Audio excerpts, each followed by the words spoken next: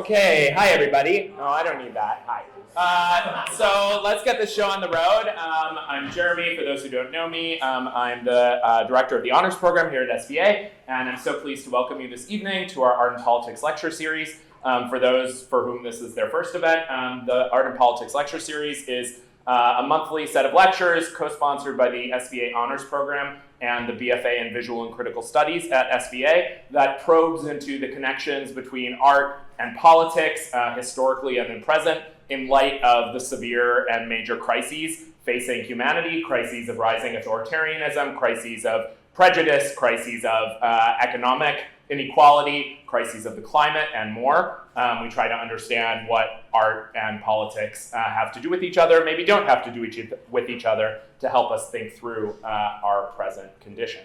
So pleased to welcome everybody this evening. There's a sign-up sheet going around. My one other kind of plug for the program is, for the lecture series, is that, well, two others. One, that we have another paired lecture next week, same time, same place, by David France, to speak on surviving a plague and on ACT UP and arts and activism in the 80s, very much meant as a sister talk to our talk this evening, so please come out if you have the chance. Second of all, these talks are in conjunction with exhibitions that you may have passed through on your way in. If you haven't had time to see them, please go take a look. There's curated by Peter Ristoff here in the front. There's a fantastic exhibition, Witness, in the space right here. If you go down the hall to the right there, but you can see out the window. And that's an exhibition, Witness, on artworks by SVA alumni, faculty, and others relating to in the midst of the AIDS crisis. And then there's To Love, To Die, To Fight, To Live, the exhibition here in this gallery right on your left when you leave the room, which has panels from the AIDS Quilt films and AIDS Quilt and many other really remarkable works. So please take a look if you haven't had a chance yet, and tell people it's open, for another 2 weeks? Workshop coming up. Yes, and there is, on top of that, there's a whole bevy of events. There's a quilt making workshop this weekend, Saturday and Sunday, in this gallery. So you can see these remarkable and really, I think, quite moving quilt patches that have been made over the years. And the AIDS quilt is a work in progress and process. An unfolding tragedy, you could say, and that this weekend there will be workshops on making panels. So please, those are free and open to the public, right? Kids or anyone who wants to take a kid home and make a quilt panel. Yeah, so please come out. Okay, without further ado, I'm going to introduce our panelists from the evening. Here, wait, let me take out notes, because I always forget things if I don't have it written down. But Jason Rosenberg, our distinguished panelist for the evening, our distinguished speaker for the evening, is a lifelong New Yorker. He has served as the communications manager at AIDS Vaccine Advocacy Coalition, the national organizing director at Housing Works, assisting on the Act Now Ends AIDS Coalition, the program manager of communications at the 92nd Street Y, where he mobilized the Jewish community with in-person programming, a co-founder of Prep for All, ensuring universal PrEP access to all, an ongoing struggle, an active ACT UP New York Reclaim Pride Coalition member, as well as Jewish Voices for Peace, in part where we know each other, and was named in 2020's Logo 30, by Logo TV. He's written about public health, HIV/AIDS, and queer identity for Teen Vogue, Out Magazine, The Advocate, The Body, Alma, and other publications. So please join me in giving a round of applause.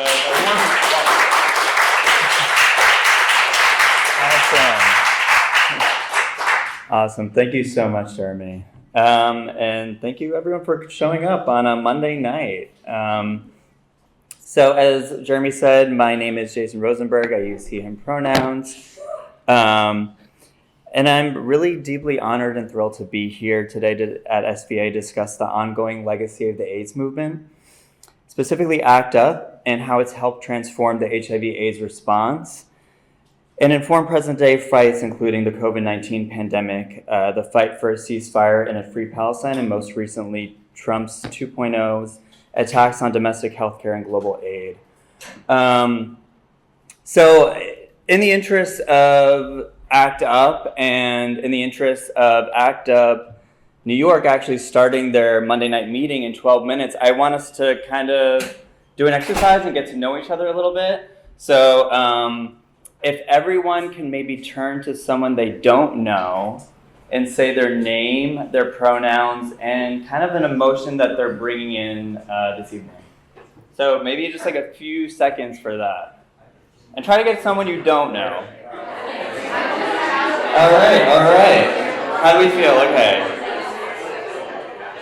So maybe by the end of this discussion and us getting to each other, we'll all feel like active members by the end of the night. So by a show of hands, we're going to continue that exercise. So show of hands, how many people have participated in a direct action or protest before? A rally or protest? And we'll take some time too. For the folks who put their hands up, I want to hear some of the issues that you all rallied about or demanded action. Can I get some volunteers? Yeah. In support of striking workers in my undergrad. Awesome, thank you. Thank you. Trans rights. Awesome, trans rights. Any others? Fossil fuels. Fossil fuels. Maybe we'll get one more. Yes. Gun violence. Gun violence. Really important topics that we're bringing into the space right now. So thank you all for indulging me in this as we kind of get into the nitty-gritty of this talk. But when Jeremy invited me to talk on this topic and we were discussing what dates this could possibly be, I looked at the calendar to see if there were significant markers in the AIDS awareness calendar to help decide when this should be. And in the AIDS response, a lot of awareness days come about because a lot of communities and a lot of topics, including testing, including communities that are under attack and aren't really prone to getting their spotlight, we kind of get to know each other with the calendar because of that. So I realized that this talk actually fell into the window of the first Wall Street action. So the first Wall Street action happened 38 years ago today, where ACT UP members ascended on Wall Street to highlight the high prices of AIDS drugs that were coming about on the scene. Many that were actually harmful to people living with AIDS, but nonetheless, they were about $10,000 a year. And you imagine that in 1987, what that could actually translate to today's prices. So when we were discussing that, I was like, wow, this couldn't be better that we're having this talk 30 years later, and unfortunately fighting the same epidemic that folks lived, died, and are continuing today. So there's a lot, like I said, there's a lot of eternal debate that are among ACT UP members about when, ACT UP actually started. Some say it was March 12th when Larry Kramer began his fiery speech at the LGBT Center, blocks away. And then some actually say it happened this evening on March 24th. And, a lot of us advocates, that's where we kind of begin our fight, is when the first action take place.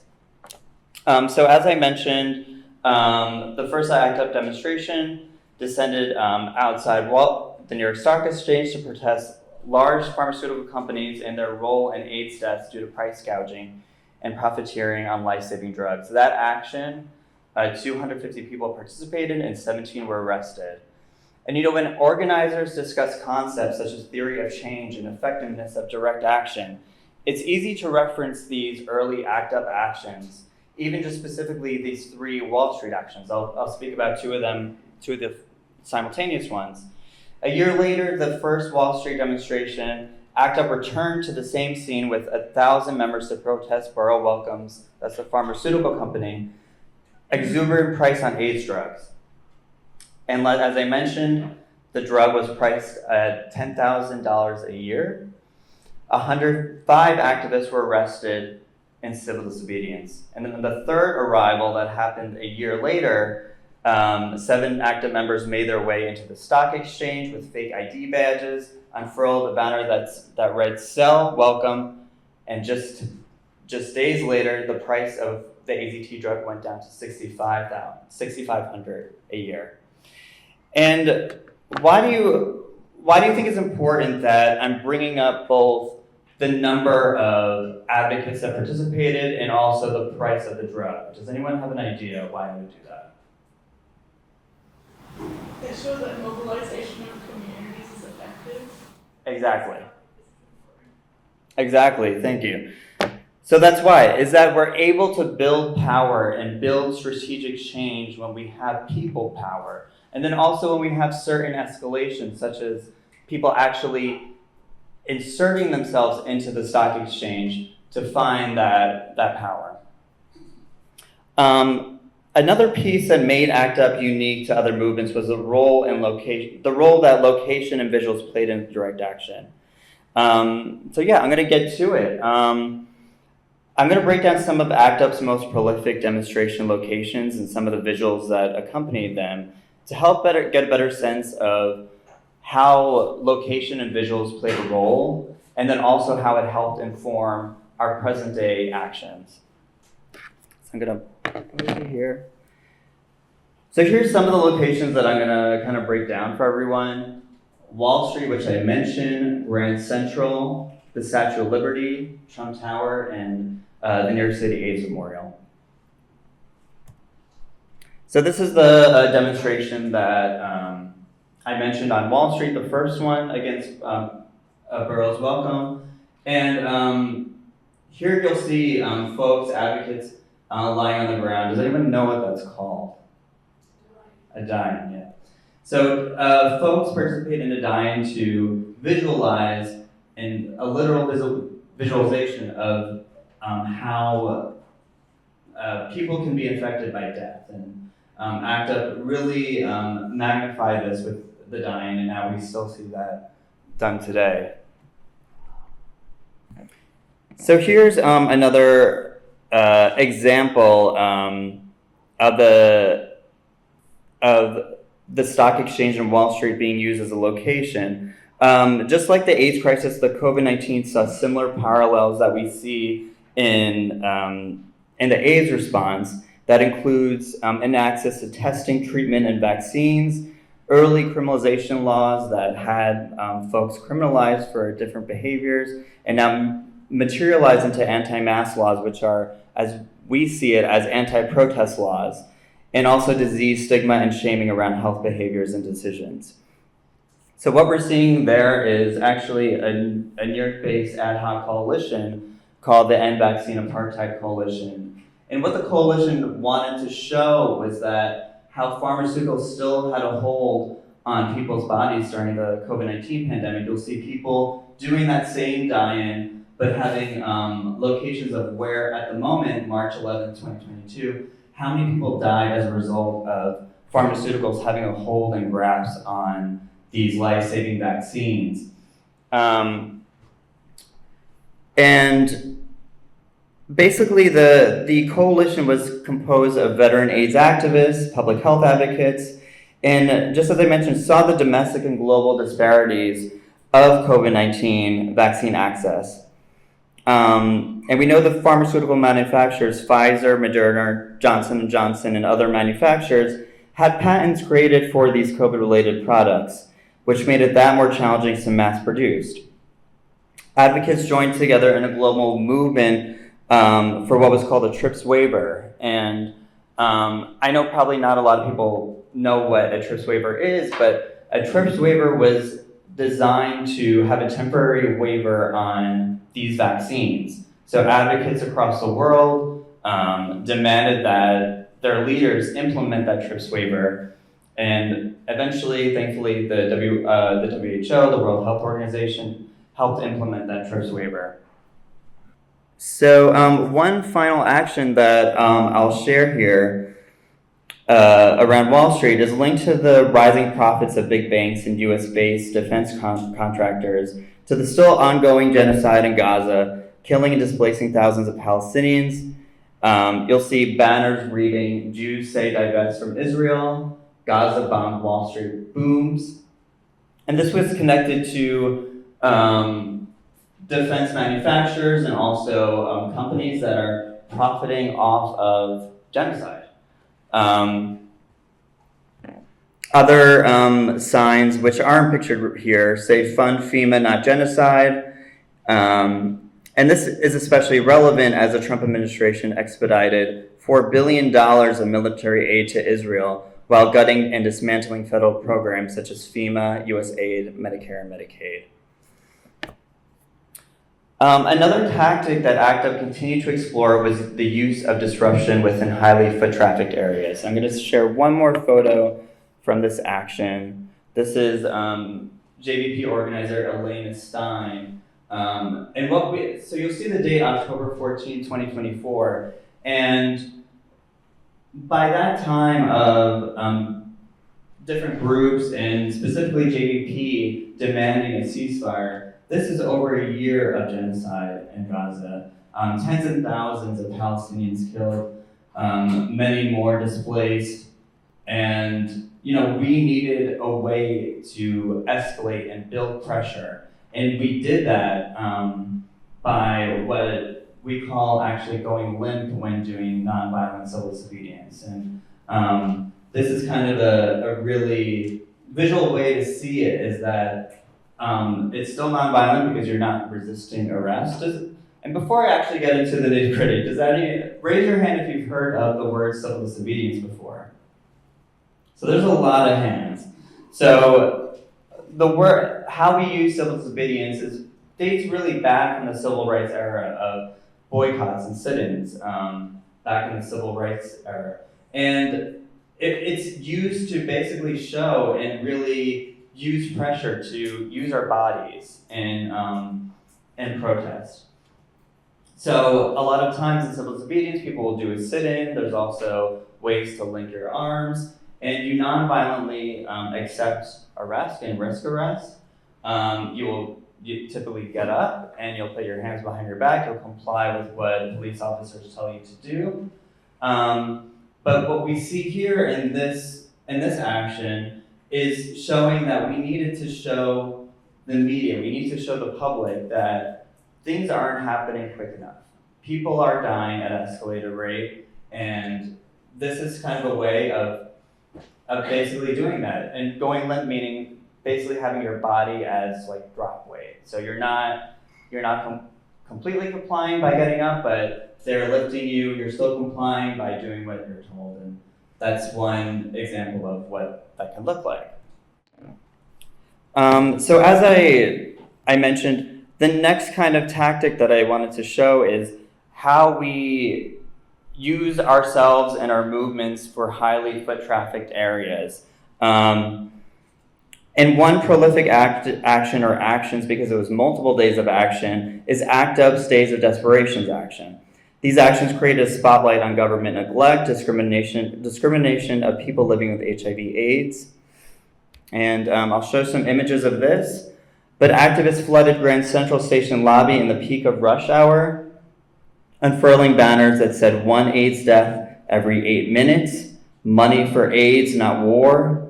And then a separate, what we call affinity group, a separate group that did something totally different, actually interrupted the CBS Evening News by interrupting the news anchor and said, AIDS is news, fight AIDS, not Arabs. And the reason why a lot of that messaging happened during the Days of Desperation is that the Gulf War was happening. So this was the early 90s, and they found an opportunity to connect military aid and the lack of investment of HIV/AIDS programs and treatment. So this is one image of that 1 AIDS death every 8 minutes, and then money for AIDS, not war, which was actually elevated by balloons. And here it is also on the area over there. So, I'll say too that a lot of the different lessons learned and the images lifted that I'll show is us finding that our history informs our present. And it shows that we don't have to look far to show our power and our movements. And I think this was kind of the first example of that, at least in the movement for a ceasefire. And I think a lot of that has to do with, to be quite frank, that a lot of JVP organizers and leadership are queer. So we have a lot of celebration and honoring of our elders and our queer history and our AIDS history. So that's one image that I'll explain a little more. So yeah, as I mentioned, decades later, us at JVP, and seeing a theme here, used the rush hour of Grand Central to demand a ceasefire and an end to the genocide in Gaza. And JVP used similar imagery, including the banner drops, which you'll see here, both on the time schedule board and over the railings. And they also attached balloons to a banner, just like the Days of Desperation action. We'll see here, doesn't really quite elevate as you'll see in the other image, but it still invokes that same imagery. And banners read, "Never again for anyone, mourn the dead, fight like hell for the living," which is also an AIDS history slogan. And Palestine should be free, let Gaza live. 300 people were arrested that evening, and all of Grand Central was shut down as a result. And we like to, when we think about effective organizing and theories of change, we like to see kind of things like that, of numbers, of were we able to shut something down? And this was a testament that we did. And what was amazing about this action too, and actions that preceded, was it was an intergenerational movement. And it showed that intergenerational movements is what move people. We had at the same night Rosalind Paczynski, who's a woman in her 90s who literally demanded that she get arrested. She was in a walker and she said, "Arrest me," and they wouldn't, but she finally was able to get arrested. We also had India Moore join us that evening, and the late and great Cecilia Gentili, who joined us that evening. So this is a post that I actually made comparing the two. And when we were organizing this action, we saw this comparison and parallel. And it's one thing to see it in your mind, but also to see it together. And that's a really important visualization of how our movements and our actions can help inform our current and present day actions. So this is another comparison that I'll make. This is ACT UP New York's Statue of Liberty banner drop, Silence Equals Death, which I'll explain a little bit more later, and ACT Now End AIDS, which is actually now a campaign and program that is spearheaded by Treatment Action Group TAG and Housing Works and other New York-based organizations, or rather national organizations. To be frank, I don't know enough about this, and there's actually not enough history about this banner drop.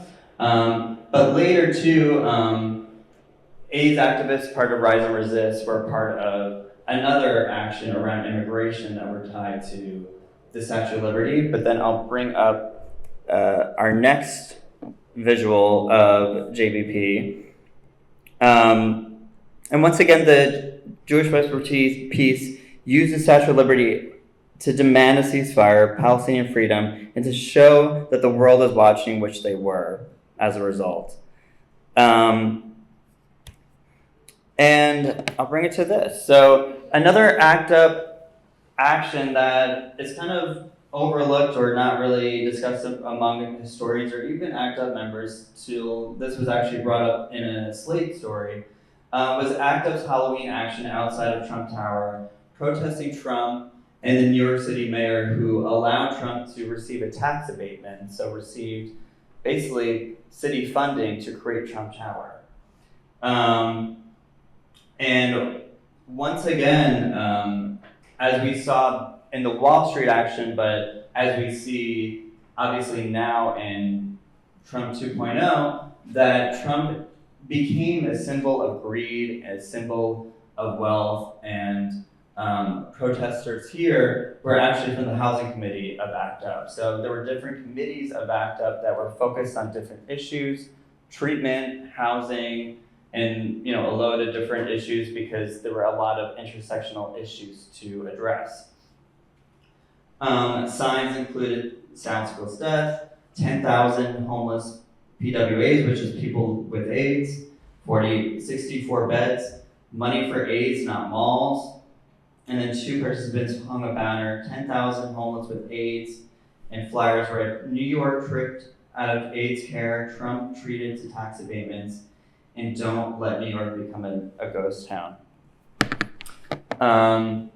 So some really great imagery, and you could find a little bit more, I think I put it here too, the Slate article that I referenced that kind of really goes into the action in detail. And just like the headline says, is that Trump was always basically a threat to queer people. And we see that now, we see that today as Trump is continuing to threaten domestic AIDS funding. He is dismantling US aid as a whole, and that impacts global programs like PEPFAR and other AIDS-related programs that help treat, prevent people living with HIV. So yeah, this was kind of it showed that ACT UP specifically was a real catalyst to foreseeing the threat of Trump. So fast forward to, I don't know, is it 10 days, a week, or that this action took place? A show of hands too. Did anyone see this happen when it was happening in real time? Awesome. So this was yet another JVP action where, when we were planning this action in someone's basement, we were thinking through this action, and I thought again, I was like, wait, Trump Tower, that was another ACT UP location. So the reason obviously for this action was to demand the release of Mahmoud Khalil. Mahmoud, as we know, is a political prisoner that was held in ICE detention for protesting and advocating for Palestine, and is now, I believe, being held in Jersey. So, this was to highlight Jewish descent of his imprisonment and detention sentence. And signs, as you see, read, Jews say don't comply, no Muslim ban ever, free Mahmoud, free Palestine. And, just like the protests that happened outside of Trump Tower, this is an example of using our bodies and people power to escalate and show dissent, because we saw also through the White House that they posted a photo of Mahmoud and said, Shalom Mahmoud. And that is a really, horrible description of what Jews really think and what Jews really feel in this moment of the weaponization of ourselves, of our religion, of our faith, to detain someone who is advocating for his people.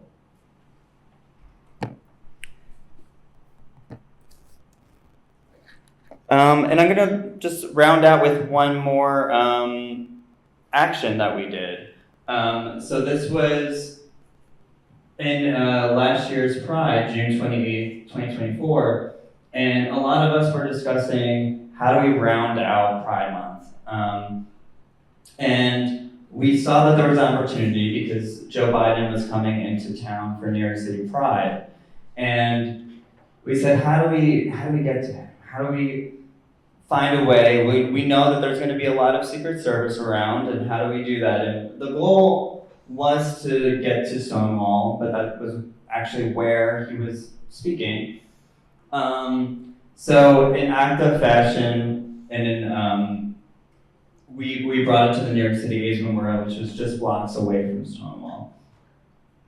And as you see, we have banners that hung on the AIDS Memorial. And mind you, we, just to avoid, heavy policing in the area, we actually did this at, I want to say 5 a.m. And we had banners that said, as you see, "Free or Survive and Stop Arming Israel," and "From New York City to Gaza, Stonewall was an infiltrata." And simultaneously, we had folks also do weed pasting too. So just another one-on-one question: how many people know what weed pasting is? Okay, awesome. That's a good 3/4 of the room. So weed pasting is having having political messaging. A lot of also companies use weed pasting for their own promotion. But us as advocates, we use them for political messaging, for demands, for calls to action.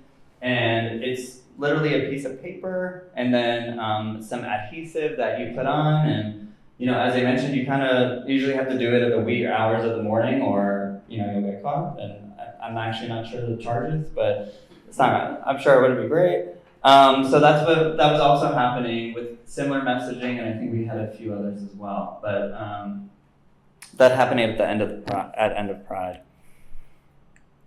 And I bring this up to round us out because as we continued with our actions with JBP and really saw the comparisons and parallels that was happening, honestly, naturally and organically within the fight for a ceasefire around Gaza, other people saw it too, and especially here a historian and mostly ACT UP historian, Sarah Schulman, she writes, "I hope everyone is noticing the impact of ACT UP on the movement against the war on Gaza. Jewish Voice for Peace recreated both the Grand Central Action and the Statue of Liberty Action, and today a group called Writer's Block occupied the lobby of the New York Times with a big sign that said, 'New York Crimes, be proud, ACT UP.'" So yeah, this shows that, how invoking our history and invoking our parallels matter. And unfortunately, a lot of our veterans and alumni aren't here with us, but a lot of alumni also live on this, Facebook channel called ACT UP Alumni. So maybe some folks won't see what's happening in the news or maybe won't really see the comparisons, but it's important to name them when they happen. So now I'm going to get into a little bit of some of the AIDS movement imagery that really have moved us, including the pink triangle. And what I'm having here, the government has blood on its hands.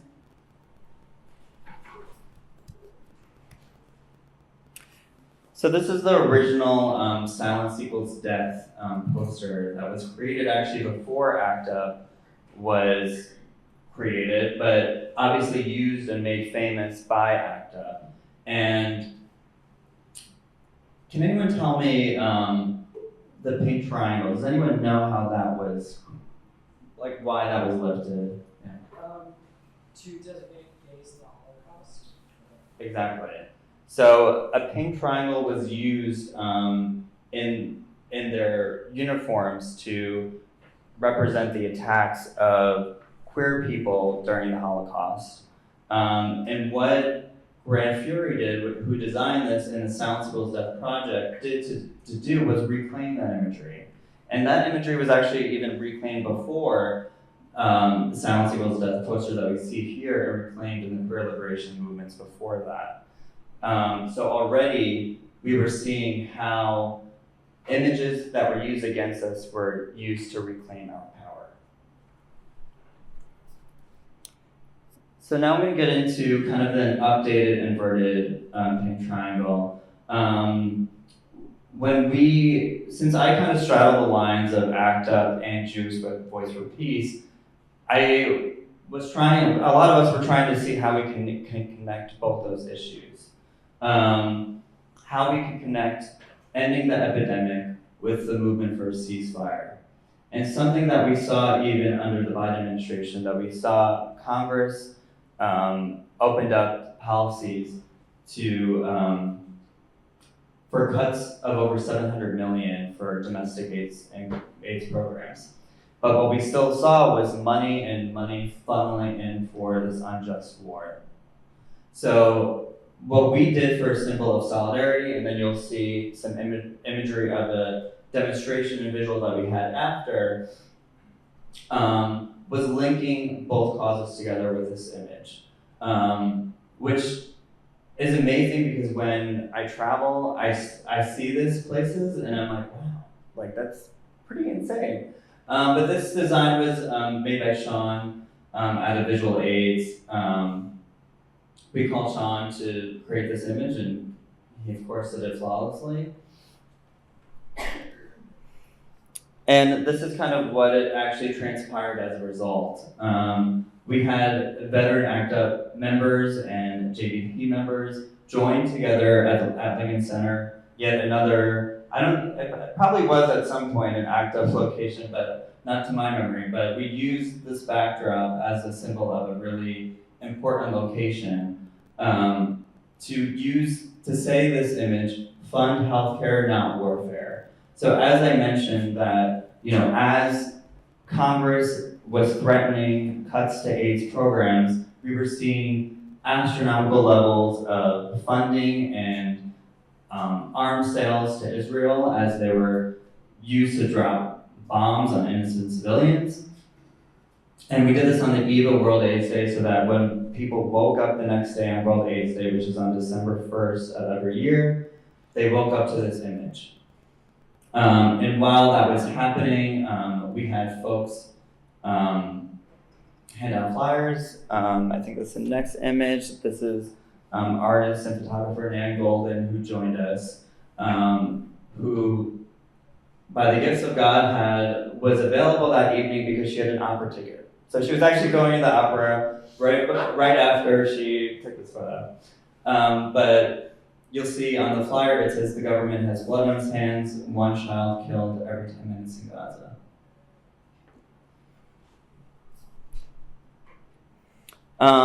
So after that point, that watermelon triangle symbol really became a call to action, especially to queer people who were protesting this genocide. And so, especially in ACT UP 2, we really used it for a lot of our following actions that came after. What I'm showing you here is the Silence Equals Death pink triangle used as a flag.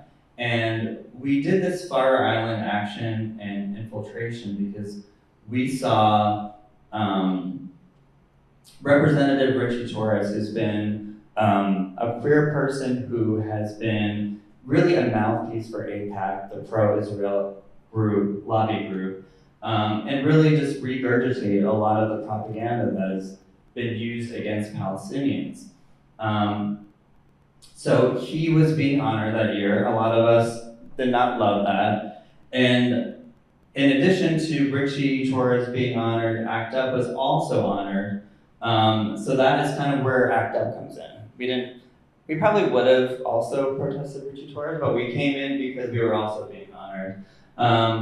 So in protest, much like you'll see a theme in the wee hours of the morning in Fire Island, we got up, we crossed the beach from Sherry Grove to Fire Island Pines, and we took down Richie Torres' flag to replace with Cecilia Gentili, I mentioned earlier, joined us in an earlier action. And then we put this in front of ACT UP's flag to really show where ACT UP is today. There's a lot of what we'll see memorialization and historization of ACT UP as if it's a thing of the past and as if AIDS is a thing of the past. And as we know, that is not the case. That the epidemic is still ongoing, that we're seeing, as I mentioned today, threats to domestic and AIDS programs. So this is really to show that ACT UP is still alive and to not, historicize us.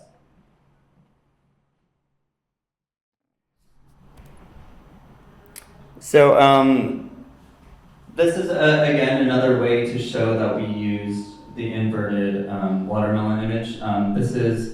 We did kind of a series of actions that were protesting LGBT groups that were complicit in their silence, that if they didn't have a lukewarm statement around demanding a ceasefire and advocating against the genocide, then they were silent just the same. And this was to show, this was right outside of Chelsea Piers, that you'll see, yet again, a die-in, people wearing keffiyehs with a t-shirt that says "No Pride in Genocide" with that same pink triangle.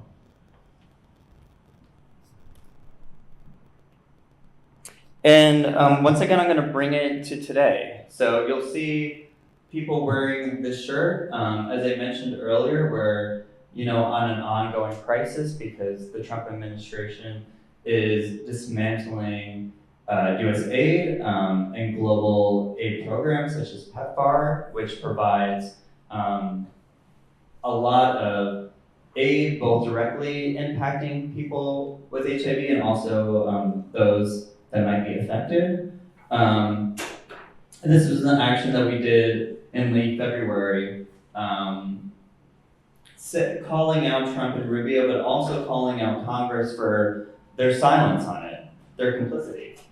So what we did was we had, and I think what was really special about this action was we did a lot of really important outreach for this action. We had a call out that was very ambiguous because when you do nonviolent civil disobedience, you have to be really careful about how you communicate, where you communicate, etc. So we had an internal call out for fired USAID workers to join an act of solidarity with AIDS activists, to restore USAID, to restore PEPFAR, and the response that we got was really overwhelming.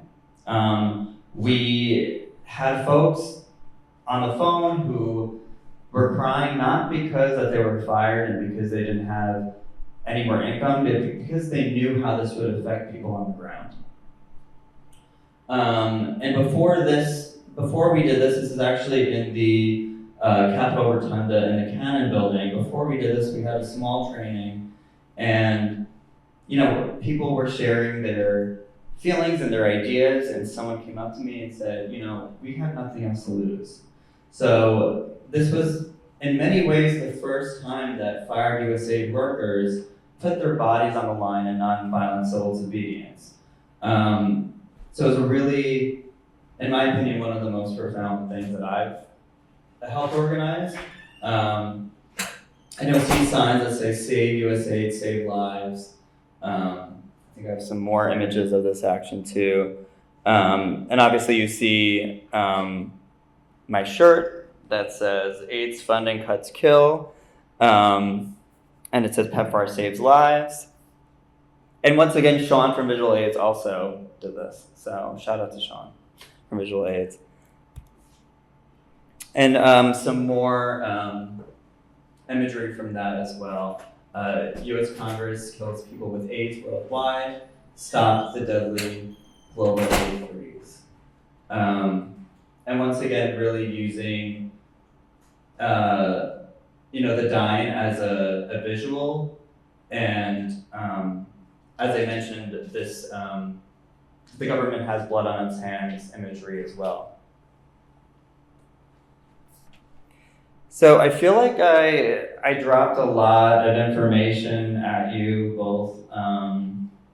Basically how we got here today and what this day means, both in AIDS history, but also around why these intersections matter, why invoking our history matters, and how we can live from history to inform our present day.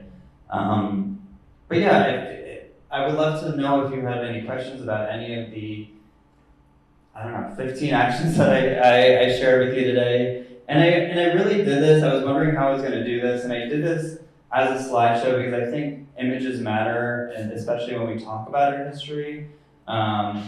We see, even down the street, we see that, different federal programs, such as the National Park Service, complying with the Trump administration with eliminating queer and trans history from the park. So this is why I think images matter and why how we tell our stories matter, because we have so many forces working against us.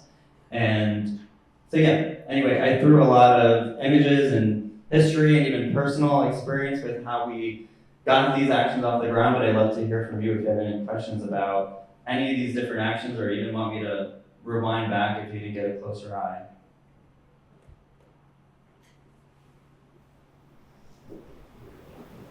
Yeah.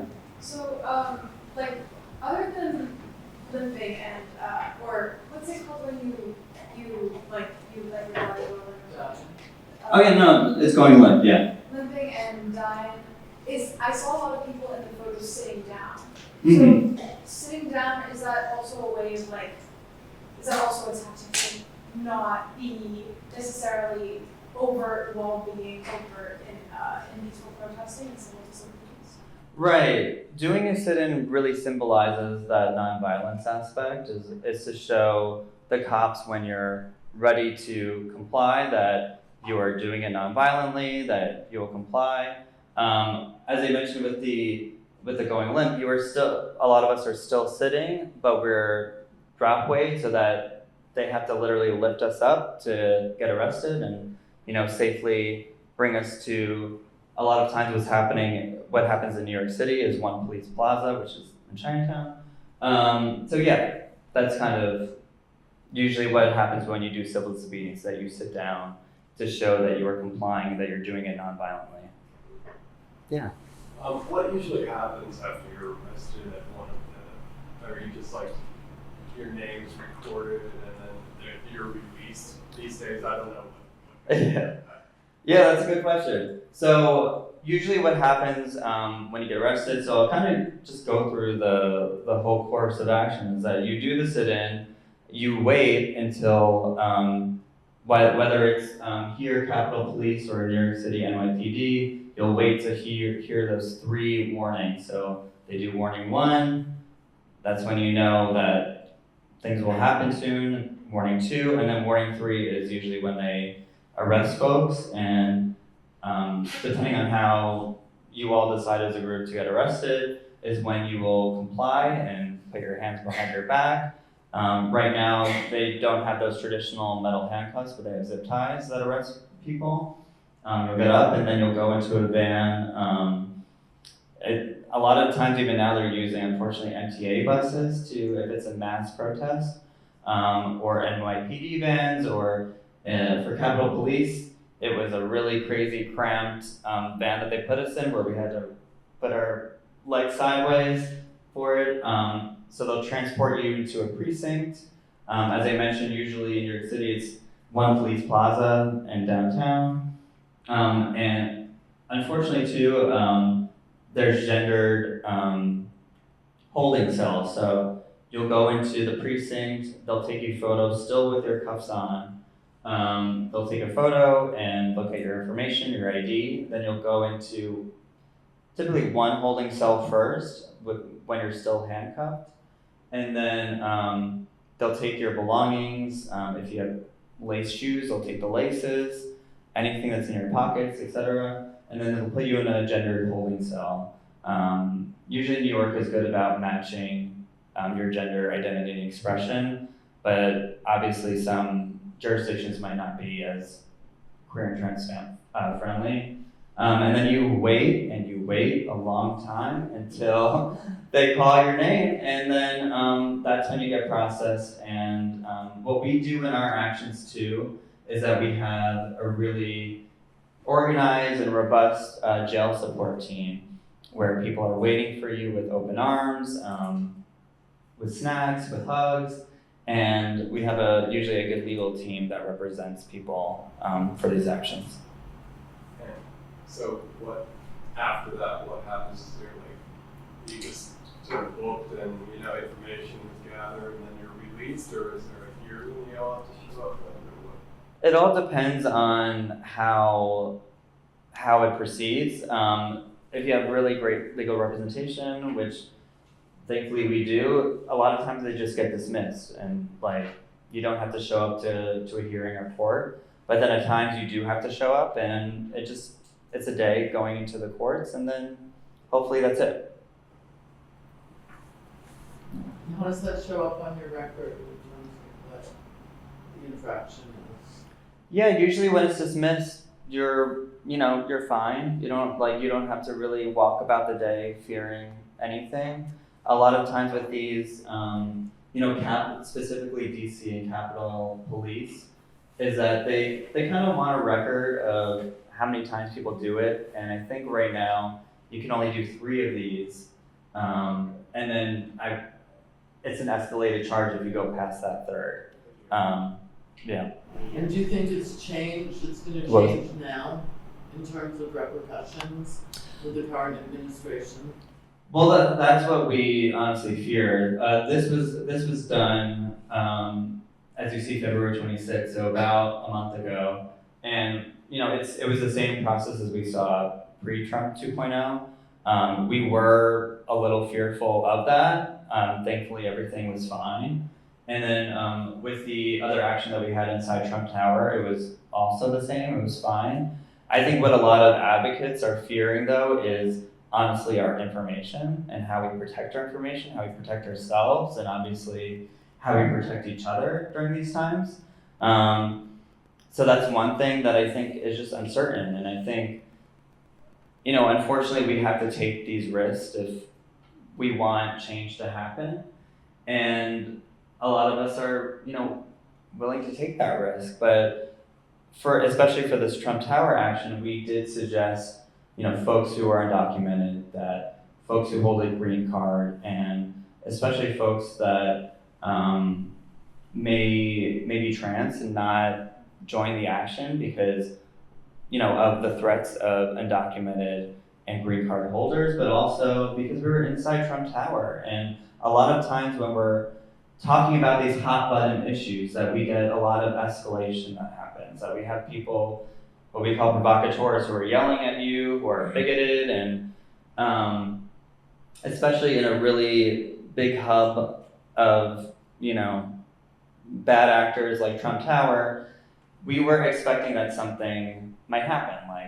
As we see really historic images of people doing a sit-in encounters, of people being spit on and maybe even touched or attacked in places they don't want to be touched or attacked, we were envisioning that was a possibility, and we didn't want our most vulnerable being attacked that way. So we really wanted to be certain of who played a role in these protests.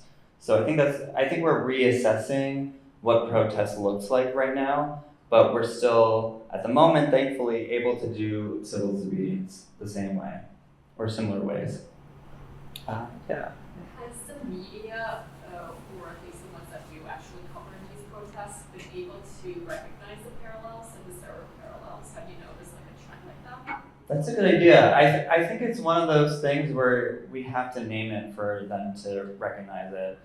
I feel like a normal reporter might not see those parallels existing on their own, so it's important that we name them in a press release, or as I even did, putting 2 side-by-side images together so they really see that in real time. But yeah, unfortunately not really. I think what we do see are AIDS publication, HIV publications such as Paz Magazine, The Body, etc., that do see those parallels and are reporting on it. But those are, really niche reportings, not the New York Times, Washington Post, etc. Yeah, good time.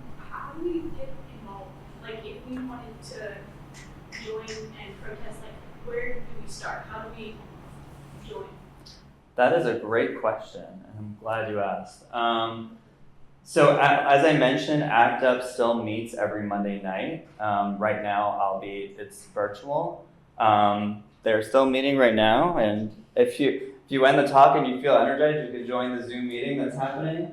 But there are ways to get plugged in. Both you can find on Instagram. There are ways. I know that there's an anniversary action that's happening this Saturday.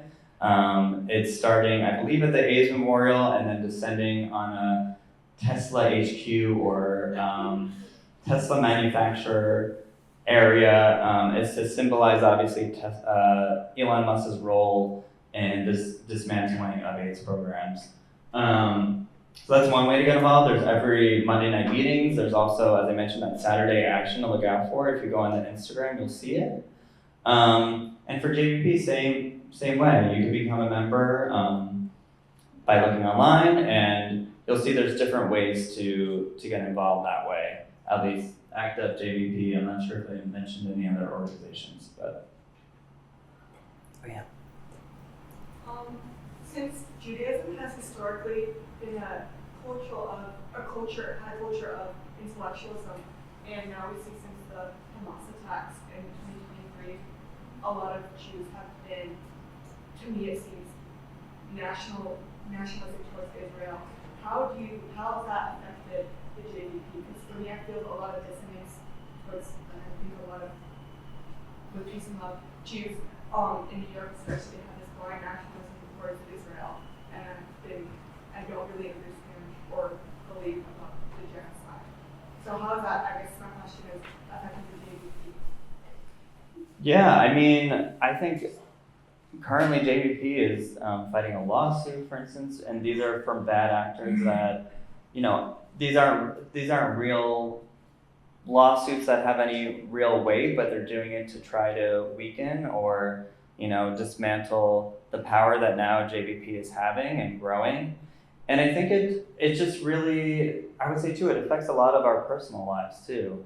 Interpersonally, both our families and friends who see each other at JVP actions and how that really affects us. And when I say we have to find ways to show up for each other, I mean that literally, because we have seen, because of bad sites like Stop Anti-Semitism and Canary Mission, specifically targeting even university folks who are participating in actions, people being doxxed and people's families being identified and attacked and targeted as a result. So, we are seeing it and we're feeling it. And it's definitely something that is to be named and recognized. And as I mentioned before, a lot of it has to do with the weaponization of anti-Semitism and how to basically name and say that Palestinian liberation and freedom is not beholden on Jewish safety. And that's what a lot of this government tries to tell us. That's what our institutions try to tell us. But we do these really big mass actions to show that Jewish descent and people power and in big ways. And that's why when I say 300 people arrested, it's to literally show that 300 Jews are really willing to put their bodies on the line in dissent of that, those views. Oh, Because of the cross between ACT UP's work with healthcare, are there any disability rights groups that they've worked with either in the past or presently? That's a good question. I'm not sure if I have the right answer, but there are definitely there's different working groups in ACT UP that I know that are discussing disability justice issues, and something that I didn't put here too, but that ACT UP and AIDS advocates use are also lifted from the disability justice movement is nothing about us without us. And I always find that really important, obviously with any movement, but it's ever important to name that it's through the disability movement that was built out of. Oh, I was just going to respond to Selena's point too. I mean, I think there's also a sort of generational struggle, and this is there's a long history of this sort of thing with movements too, where there's a moderate or even reactionary, sometimes the last older generation, and a huge generation gap, and a lot of young Jews who feel very strongly and are, and then that is sort of like a political struggle, and it's a struggle sort of over the meaning of Judaism. And I think that, you see those kind of patterns in quite a lot of historical movements, where sort of the meaning of the group identity itself, its values, are like brought into question by direct action, by struggles, by movements. So I want to say that. The other quick thing, sorry, these are comments, not questions. But to the earlier question about sit-downs, I just wanted to point out, Jason mentioned the sit-ins of the civil rights movement and the lunch counter boycotts, and it's important that those were inspired by the sit-in strikes in Detroit and in Flint, Michigan in the 30s that built the industrial labor movement in the US. So this is kind of like tactics, images, slogans, ideas being passed from generation to generation. I think there's a long history of that in movements, and it's really important that transmission occur. And what is sort of tragic about the ACT UP movement is to some degree that was at times broken off because of how many people just die in a plague-related movement. But what is powerful about, especially the kind of how visually compelling ACT UP actions could be, is they left like a huge imprint. Yeah, definitely. And I didn't really get to say how I got involved with these both organizations, but I remember heading into the center back, 2014, I want to say, and I immediately felt and ACT UP felt like home. And I remember years later, I saw online a woman who became a dear friend of mine, Shotzi Weisberger. She was both an ACT UP member and a JVP member and elder. And I saw her photo, always saying her age, like 93-year-old lesbian or died fighting for a free Palestine. And I saw her and I saw myself. And I remember quote tweeting that image of her, and I said in parentheses, the people's bubby. And for those who aren't sure, the bubby is a grandmother, and that became her handle and her name after her. And she unfortunately passed December 1st, 2022, World AIDS Day.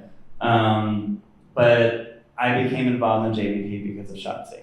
So I think we all find our way through activism and through our political homes. And that's why I find it so exciting that we had a question about how do I get involved? Because if it's here that you got involved, I feel really honored. So that's kind of a little tip about how I got involved. As a point of hope, just from my personal experience, I have a grandmother. She is Jewish, and after ACT UP presented a very strong reaction, and was cursing out these college protesters. But as it went on and there was more oppression, she saw more parallels to when she protested in the Vietnam War, and slowly became more sympathetic to the cause. And I think that drawing comparisons is important. And I don't know if she would say exactly free Palestine, but she's still living around. But we still are a generation of protests. So I think that she definitely has a lot of sympathy, especially for people with autism. So I'd say that there's still a point of hope. I like that. I like ending with hope because I think that's kind of what we all need right now is ideas and symbols of hope. I remember too when I was explaining this with a family member and even saying there was a movement, obviously the uncommitted movement during the primaries, and I asked a family member, and would you leave it blank? Because that's what we did, at least in New York State, and they did, just because of that discussion and conversation I had. And then I think even those are the small wins that if we're able to make through conversation and through, as you mentioned, drawing these comparisons and parallels of, the AIDS movement, the civil rights era, the Vietnam War, and I think that's how we'll change hearts and minds. And I think that's, if anything, what these protests could do. If we're not able to take real material action and change, it can hopefully affect people, everyday people. So any last things before I close out? Oh yeah.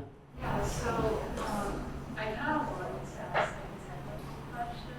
So for an action, what would you say are like really important points for it to make it successful? So I think in New York it has been interestingly harder to like get through police barricades and just like like it has been harder and like JDP has done a really fantastic job in my opinion to like infiltrate and like into like their target location.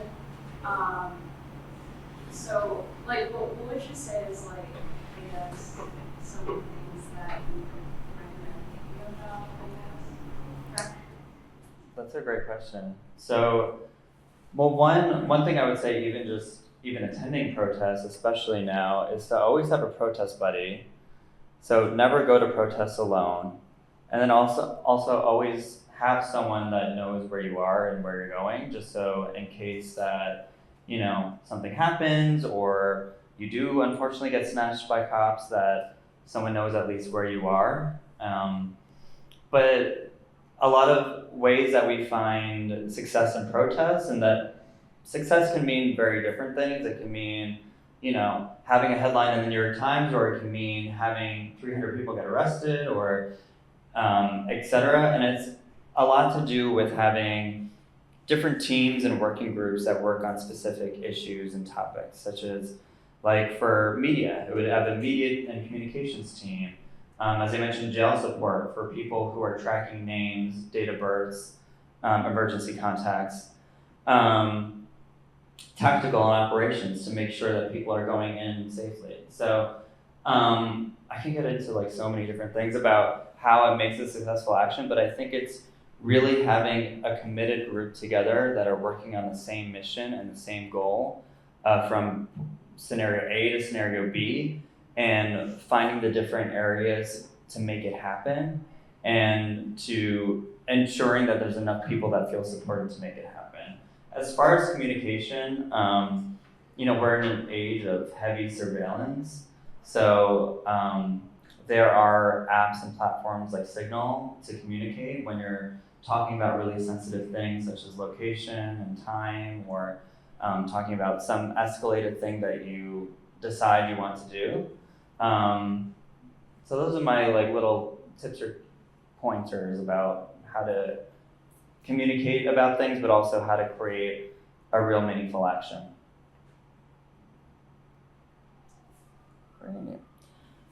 Well, thank you so much for listening to me.